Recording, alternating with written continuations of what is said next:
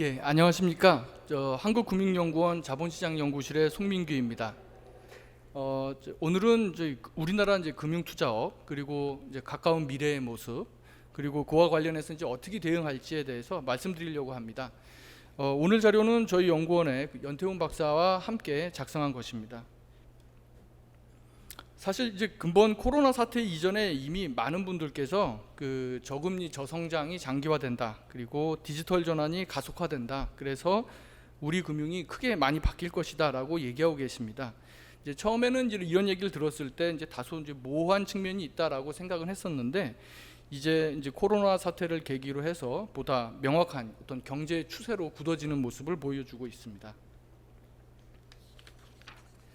오늘 발표에서는 크게 두 가지 질문에 대해서 고민하고자 하였습니다. 하나는 앞으로 금융투자업은 어떻게 변화할 것인가, 그리고 또 다른 하나는 이러한 변화에 어떻게 대응을 할 것인가, 이 두 가지 질문입니다.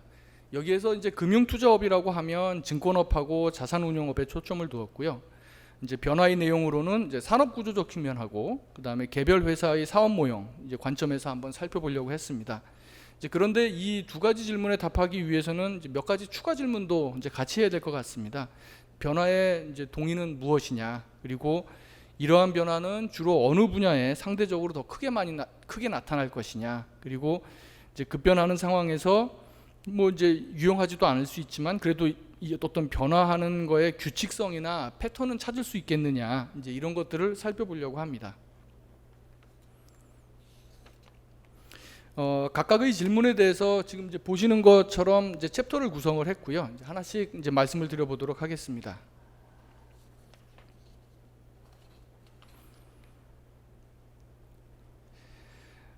앞으로 다가올 미래를 생각을 할 때 우리 자본시장의 어느 부분이 강점이 되고 약점이 될 수 있을까를 한번 생각해 보았습니다. 강점이라고 하면 우리 자본시장은 오염되지 않았다라는 것이 가장 먼저 떠오릅니다. 건전성도 양호하고 거버넌스 구조도 굉장히 단순합니다. 그래서 새로운 모험을 걸어볼 요지가 많이 있다라고 생각이 듭니다. 또 업계 전반적으로 볼 때 혁신에 대해서 매우 긍정적인 인식을 갖고 있습니다. 그래서 구체적인 방향성만 마련이 되면 매우 빠르게 글로벌 선도자들 수준으로 올라갈 수 있을 것이라는 기대도 함께 가지고 있습니다. 그런데 우리 자본시장의 이러한 성장 잠재력의 이면이 지금 현재의 약점이라고 생각이 됩니다. 우리 자본시장이 그간 위험자본 중개 기능을 충분히 수행하지 못했다. 그리고 그 결과 업계 전반적으로 좋게 말하면 안정적인 구조가 유지되고 있다라고 얘기를 하고, 보다 솔직하게 얘기하면 차별성과 역동성이 부족하다, 이런 이야기도 있습니다.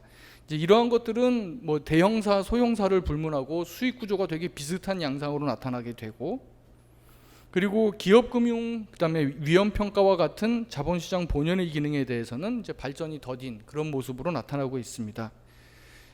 디지털 시대에 웬 본연의 기능이냐라고 얘기하실 수도 있을 것 같은데요. 디지털화라고 하면 기본적으로 코드화가 가능해야 되는데, 코드화가 가능한 영역에서는 사실 코드화가 일단 이루어지고 나면 비용하고 가격이 크게 낮아지는 특성이 있습니다. 다시 말하면 소수의 딜로 고수익을 내기에는 굉장히 어려운 구조다, 이런 의미가 되겠습니다. 그렇다면은 어디선가에는 굉장히 고부가 가치를 얻기 위해서 이러한 본연의 기능을 강조하는 것을 바닥에 단단히 깔고 갈 필요가 있지 않나, 이런 생각이 듭니다. 인구 구조의 변화 그리고 디지털 전환으로 많은 전문가들께서 여기 보시는 이러한 아이템을 중심으로 기회 요인이 될 것이다라고 말씀을 하고 계십니다. 자산 관리, 모험 자본, 정보 생산 등에 대한 수요가 계속 늘어날 것으로 보이고요. 디지털 전환에 따른 플랫폼, 그다음에 클라우드 서비스 개발, 역내 프론티어 마켓 성장 등이 새로운 기회가 될 것으로 보입니다. 다만 아이러니하게도 이러한 기회 요인 중에서 다수는 우리가 지금 현재 우리 자본시장에서 부족하다고 느끼는 것들이 대부분입니다. 다시 말하면 지금 우리 자본시장에서 약점이라고 느끼는 것들을 제대로 보완하는 것 자체가 어떤 자본시장의 새로운 성장의 기회가 될 수 있지 않나 하는 생각이 듭니다.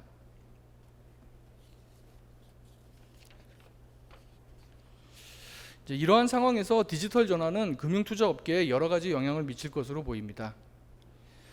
우선 지금까지 단순히 이제 비용 절감의 대상이거나 아니면 효율화해야 되는 대상이라고 여겨졌던 업무 프로세스 그 자체가 이제 상품화가 될 가능성이 있어 보입니다. 상품화된 프로세스는 경쟁 상대라고도 할 수 있는 다른 금융투자업자에게 뭐 판매될 수도 있고, 반대로 그걸 산 금융투자업자는 해당 서비스를 구독하는 일종의 외주화 형태 같은 것들이 진행될 수 있을 것 같습니다. 이런 것들을 이제 우리가 흔히 비용의 상품화라고 부르고 있는데요. 예컨대 이제 블랙락의 알라딘 같은 프로세스 이제 플랫폼이 이제 대표적이라고 할 수 있겠습니다.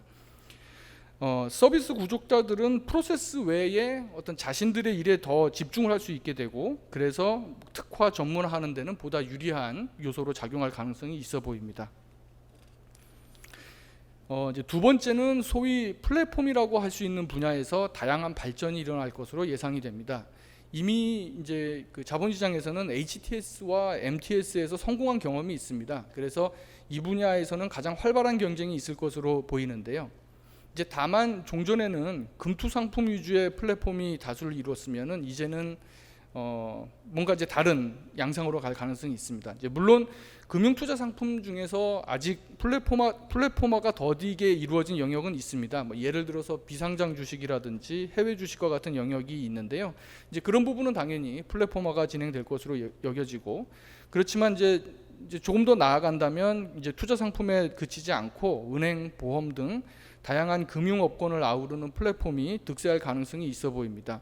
이미 이제 테크핀들을 중심으로 해서 이러한 움직임이 있기 때문에 그리 놀라운 그 일은 아닐 거라고 예상이 됩니다. 이제 그런데 금융그룹이나 대형 금융회사들은 이미 이러한 통합 서비스를 관리한 경험이 있습니다. 그래서 당연히 이러한 서비스들을 이제 디지털하기 위해서 노력을 할 것으로 보이고요. 아마도 플랫폼 시장은 그 자체로 경쟁이 가장 치열한 영역이 되지 않을까 예상을 하고 있습니다. 그 다음에 이제 세 번째는 단순한 디지털화를 넘어서 인공지능의 활용도가 매우 증가할 것으로 예상이 됩니다. 인공지능이 어디까지 활용될 수 있을지 예상하기는 어렵습니다만 이미 이제 미들 백오피스에서는 빠르게 진행되는 모습을 보이고 있습니다. 그리고 고객에 대한 서비스를 커스터마이즈하고 차별화하는 데 AI가 광범하게 사용될 것이라고 이제 많은 전문가들께서 이제 예상을 하고 계신데요. 이제 다시 말하면 플랫폼 경쟁이 치열할 텐데 그 플랫폼 경쟁에서도 AI는 키 팩터가 될 가능성이 높아 보입니다.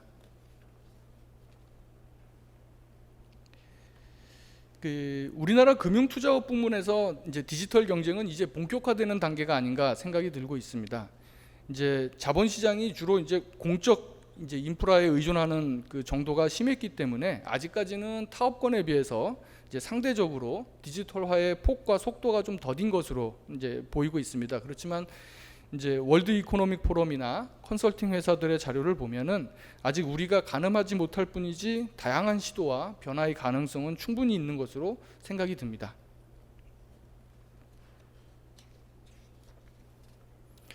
이제 디지털 전환뿐만이 아닙니다. 이제 저금리 저성장 그 상황은 금융투자 업계가 어떤 방향으로건 이제 진화를 해야 한다고 이제 푸시를 하고 있는 팩터라고 생각이 드는데요. 이제 코로나 팬데믹으로 막연히 걱정하던 저금리 저성장 상황이 이제 본격적인 위협으로 다가오고 있는 상황입니다. 우선 이제 상상할 수 있는 것이 자산 운용을 하는 데 있어서 굉장히 어려워질 것 같습니다. 이제 흔히 이제 금융투자업은 스프레드를 이용하는 금융이라고 얘기들을 많이 합니다. 이제 코로나 상황이 경제 위기로 전파가 되면서 뭐 기간 스프레드건 신용 스프레드건 다소 확대된 측면이 있었습니다만 이 상황이 어느 정도 안정화된다면 이제 저금리 상황에서 레버리지가 확대되고 각종 스프레드가 축소되고 이제 그렇게 되면 신용 평가하고 선별하는 기능이 매우 어려워질 것입니다. 이제 여기에 맞춰서 수익률을 추구하는 성향은 더욱 강화될 테고요. 그다음에 기존에 제대로 평가되지 않은 투자 대상까지 계속 투자 범위를 확대하도록 이제 시장의 압력을 받을 수밖에 없을 것입니다. 이제 투자 대상의 평가 그리고 정보 생산의 역량 강화 이제 이런 것들은 저금리 상황에서 투자 대상의 범위와 안정성을 동시에 담보할 수 있는 가장 중요한 요소라고 생각이 듭니다. 이제 물론 이 부분에 있어서 빅데이터라든지 AI와 같은 디지털화의 진전으로 이제 전적으로 의존하는 분야는 아니겠지만 그래도 이러한 디지털화가 크게 기여할 수 있을 것이라고 희망하는 부분입니다. 이번에는 해외 사례를 간단히 한번 정리를 해보려고 합니다. 이제 우리가 보통 전망이라는 걸 할 때 통계적 모형을 이제 되었건 아니면 이론적 모형이 되었건 일정한 패턴을 이제 기준으로 사용을 합니다. 그런데 지금 말씀드리는 디지털 전환이라든지 앞으로 펼쳐질 저금리, 저성장 기조는 매우 새로운 현상이기 때문에 오히려 역사적 흐름하고 그다음에 최근 사례 속에서 어떤 규칙성을 발견을 하는 것이 차라리 더 나을 가능성이 있어 보입니다. 이제 디지털화는 20세기 이후에 금융투자업에서 꾸준히 진행되어 왔고, 그다음에 산업 구조와 사업 모형에 많은 영향을 주었습니다. 이제 우선 여기 이제 뭐 모리슨, 위렐름, 젠슨 뭐 이런 분들이 금융투자업을 이제 연구하는 학자들이신데요. 보통 20세기 중반을 디지털화의 출발점으로 잡습니다. 이제 증권업이 최첨단일 것이라는 선입견하고는 다르게 오히려 이제 컴퓨터 사용은 보험업에 먼저 적용이 됐고 투자은행들은 굉장히 보수적인 입장을 견지했었습니다. 이제 당시에 아마 시장 거래 규모가 전산화 비용을 충분히 커버하지 못했을 거고 그다음에 이제 투자은행은 전통적으로 평판을 중시 여기는 이제 사업이었기 때문에 충분히 우리가 알지 못하는 컴퓨터로 인해 발생할 수 있는 리스크를 감당하고 싶어하지 않았다고 합니다. 이제 60년대 들어서는 투자은행이 컴퓨터가 어떤 부분에서 안정적으로 담당할 수 있을지를 파악을 하게 되는 것으로 보입니다. 이제 주로 사원 업무와 행정 업무 중심으로 자동화를 이루게 되고요. 이를 활용을 해서 브랜치도 확대하고 네트워크도 열고 그다음에 기관 투자자들의 빈번한 거래 주문들을 처리할 수 있게 되었습니다. 이제 60년대 말 70년대로 들어오면서 이제 안정적인 자동화가 안정화가 잘 이루어지지 않은 자동화 가 이제 문제가 되면 큰 낭패를 볼 수 있다는 경험을 하게 됩니다. 이제 흔히 말하는 백오피스 크라이시스라고 부르는데요. 이제 물량과 동시에 안정성을 확보하지 못한 이제 증권사들, 브로커들은 시장에서 대거 퇴출되게 되고 이제 거래 플랫폼 중심의 전산화가 본격적으로 이루어지게 됩니다. 80년대 이후에는 컴퓨터 발전과 함께 이제 가격 결정이라든지 거래 타이밍 결정이라든지 리스크 관리 등 다양한 분야에서 컴퓨터가 핵심적인 역할을 하게 됩니다. 그리고 이 무렵에 우리가 흔히 얘기하는 금융공학이라든지 퀀트 이런 기술적 운용도 많이 나타나게 되는데요. 이것도 이제 컴퓨터와 이제 그 궤를 같이 하고 있습니다. 이제 2000년대 이후에는 플랫폼이 이제 많이 확대되는 모습입니다. 이제 그리고 흔히 로보 어드바이저로 대표되는 투자 자문 솔루션도 이제 시장에 등장하는 그런 계기가 됩니다.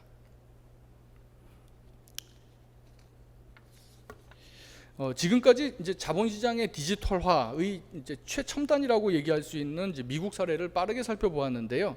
이제 아마 한 가지 이제 흥미로운 사실을 눈치채실 수 있을 것 같습니다. 우리가 이제 글로벌 투자은행, 그다음에 선진화된 자본시장 이런 것에 대해서 얘기할 때 항상 이야기하는 아이템들이 있습니다. M&A라든지, 레버리지 바이아웃이라든지, 프라이빗 에쿼리라든지, 벤처 캐피탈이라든지, 독립형 IB 이런 것들 이제 고부가 가치에 해당하는 사업들인데 이들이 디지털화의 역사상에서는 잘 드러나지 않는 특징을 보이고 있습니다.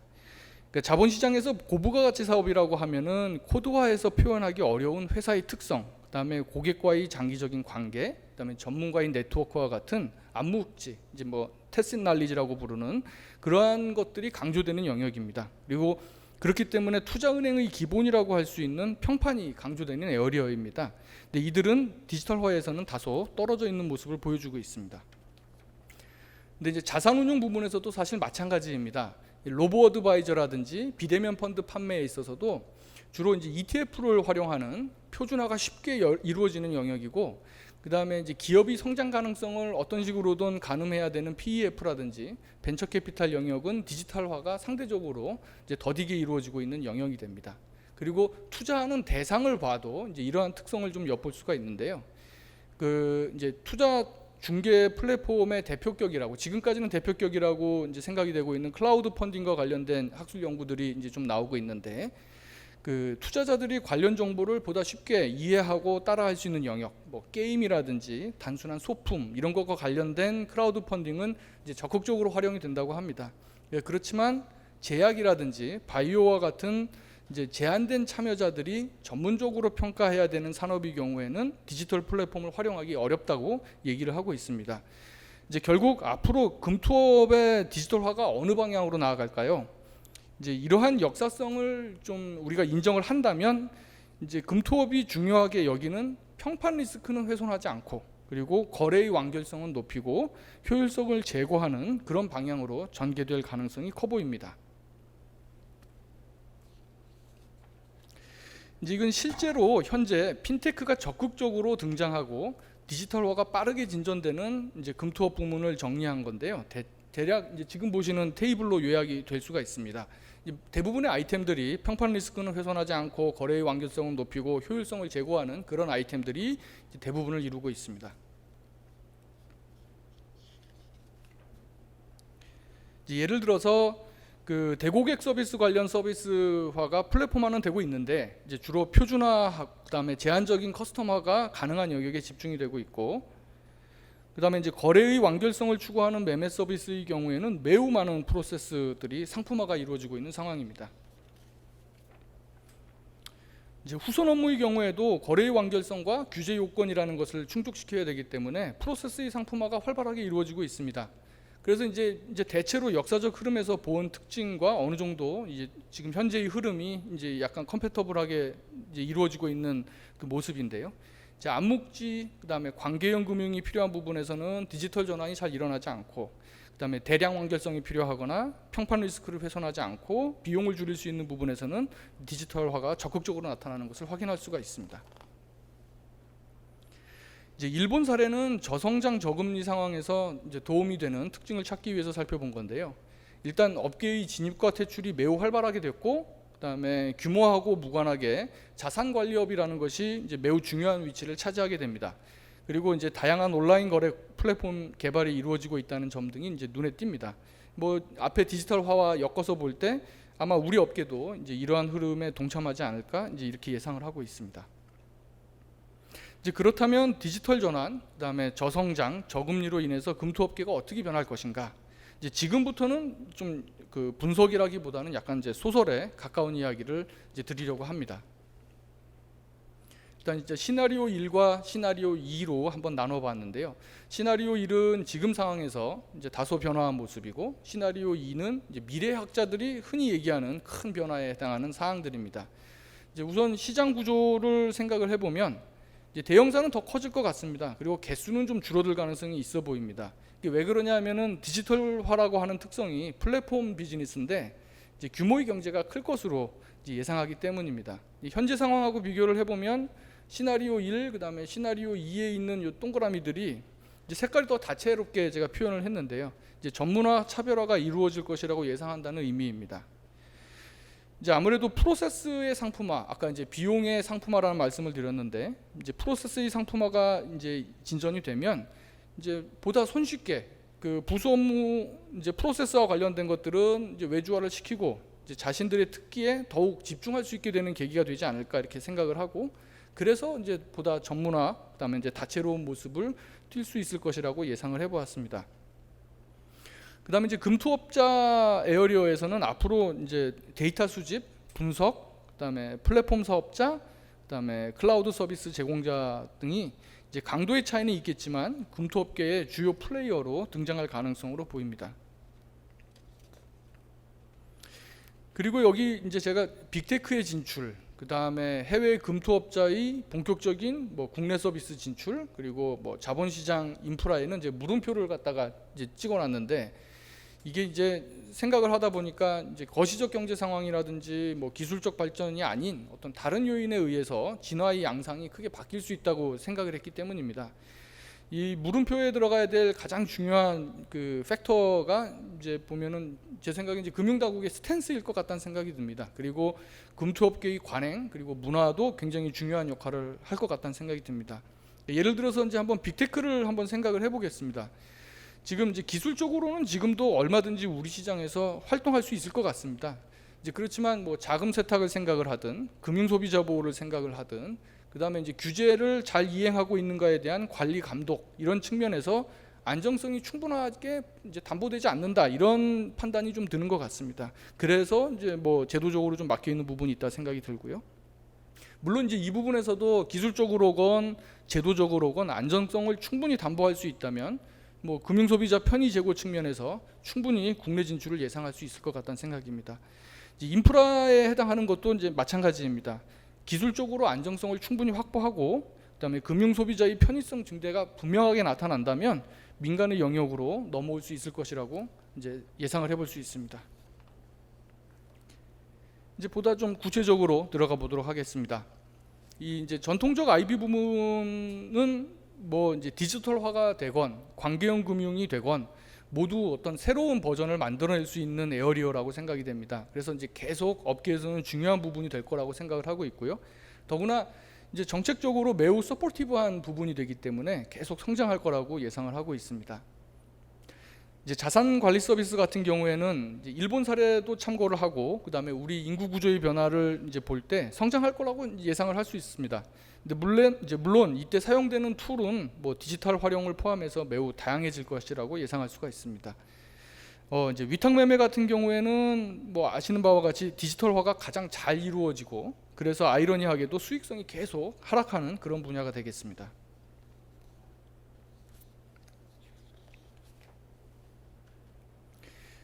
자산운용업에서는 금융투자 상품의 자문 기능이 강화되는 추세가 좀 있어야 될 것 같습니다. 그래서 그러한 기능이 강화되면서 보조를 맞추면서 이제 성장할 걸로 예상이 되는데요.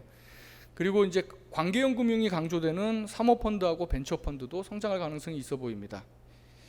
이제 뭐 대형 운용사하고 중소형 운용사의 모습은 이제 앞으로는 좀 이제 차별적으로 진화할 수 있을 것 같다는 생각이 좀 드는데, 일단 대형사 같은 경우에는 포트폴리오 전반에 걸쳐서 투자 펀드를 확보할 수 있어야 되고 그다음에 포트폴리오 전반에 관리 능력을 보여줄 수 있어야 될 것 같습니다. 그다음에 이제 소형사는 대형사가 만들어 놓은 포트폴리오 리스트에 좋은 컴포넌트가 되는 펀드를 만들어내는 어떤 특화 전문화가 이루어져야 될 것 같다는 생각이 듭니다. 이제 물론 대형 이제 운용사 스스로도 포트폴리오 리스트를 만들면서 비어 있거나 아니면은 경쟁력 있는 컴포넌트 펀드를 만들어내기 위해서 적극 참여할 거라고 예상이 됩니다. 이제 이러한 모습들은 이제 자산운용사의 해외 진출할 때에도 이제 적극적으로 이제 활용되지 않을까 이렇게 생각을 하고 있습니다. 이 증권업과 자산운용업 공통적으로 이제 자산관리 서비스가 강화될 거라는 말씀을 드렸었는데요. 이제 아마 이 영역에서는 이제 지금 이미 치열한 경쟁이 벌어지고 있습니다. 디지털 플랫폼을 활용을 하고 그 다음에 대량의 데이터를 사용을 하고 있습니다. 근데 이제 현재 우리나라 시장에서는 대략 4가지 타입이 있는 것으로 보입니다. 이제 뭐 이니셜로 금방 눈치는 채실 수 있을 텐데요. 이제 뭐 익명 처리 차원에서 뭐 A 땡땡 사형, 그다음에 B사, 그다음에 T사, 그다음에 이제 F사 뭐 이런 식으로 이제 부르겠습니다. 아직 어느 것이 더 우월하다 이제 이런 것은 판정나지는 않았지만 비즈니스별로 중점을 두는 사항들은 차이가 있어 보입니다.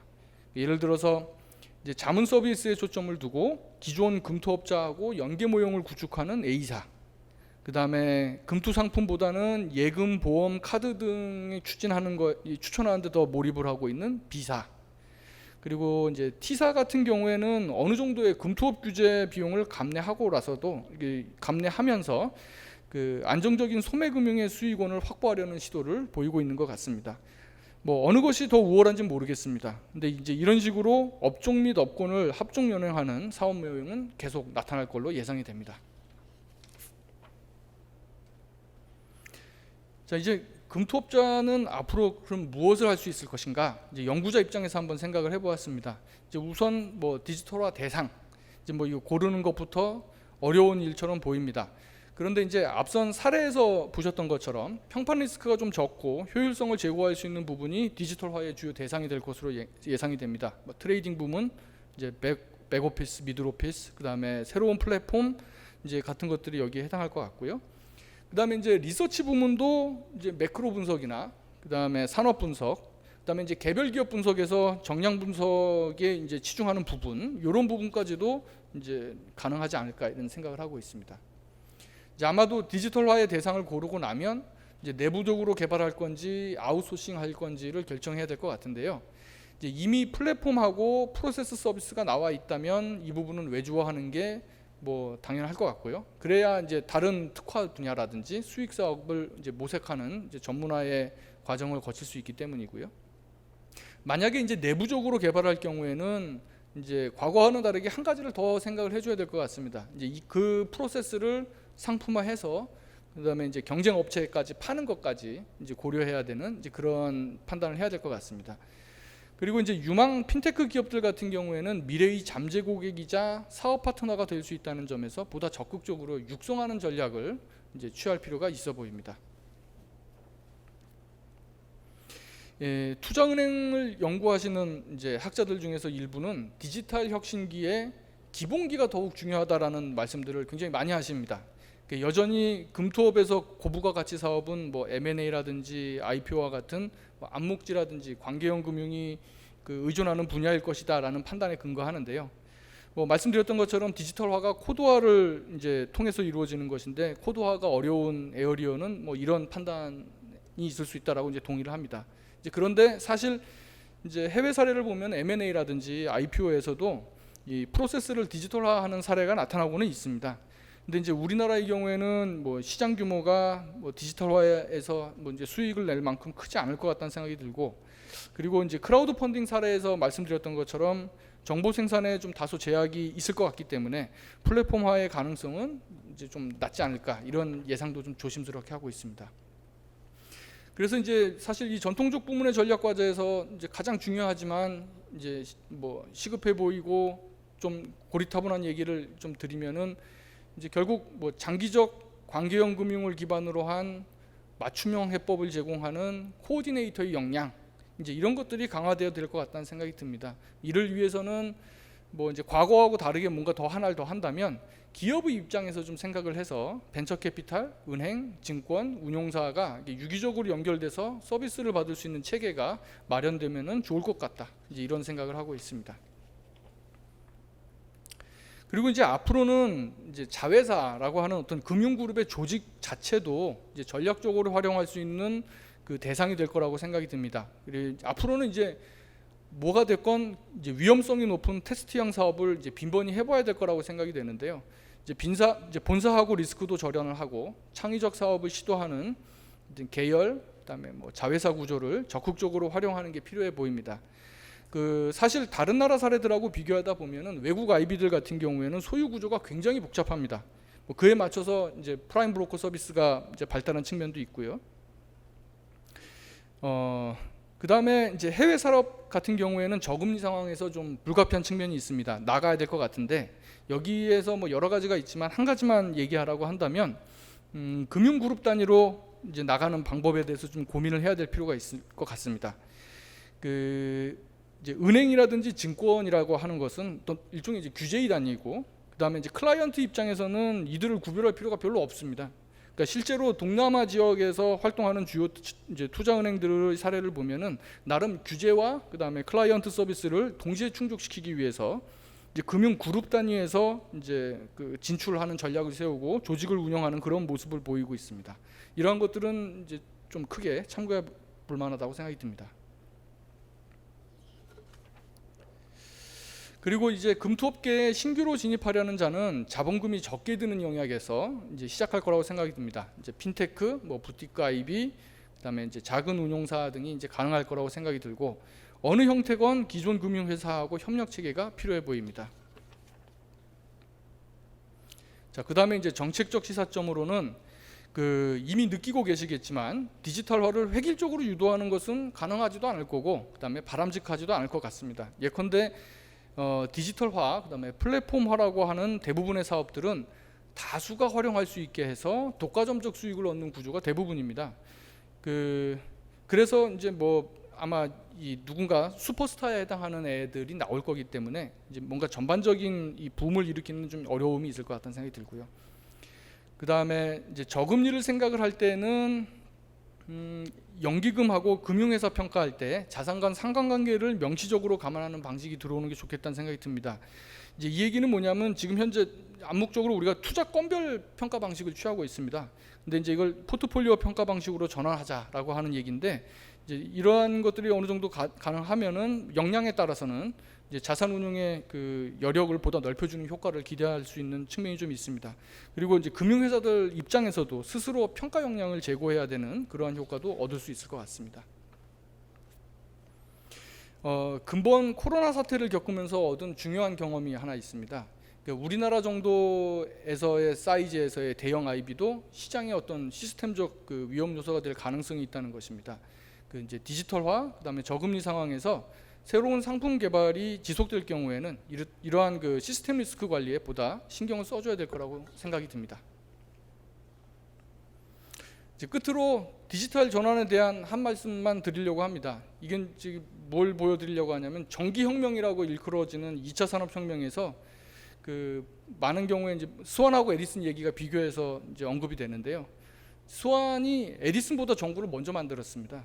근데 이제 에디슨은 우리 생활에 실제로 사용될 수 있게 전력 공급 시스템부터 분배, 그다음에 전구 일련의 과정을 만드는 것으로 알려져 있습니다. 지금 현재 디지털 전환이라고 하는 것이 4차 산업혁명이라고 일컬어지는 만큼 그 디지털화하는 뭐 하나하나 그 사례에 몰입하기보다는 일련의 투자 업무 과정 전반을 이해하고 그 큰 그림에서 디지털화를 그 주요 도구로 사용할 수 있는 좀 해안을 가지신 분이 나타나고 그러한 전략이 있었으면 좋겠다는 생각입니다. 그래서 이제 디지털 전환으로 외견이 많이 바뀔지라도 그 바뀐 모습 속에서 금투업의 본연의 기능이라고 할 수 있는 정보 생산, 모험 자본 공급 이런 것들은 더욱 강화되는 방향으로 진화되기를 기대해 봅니다. 감사합니다.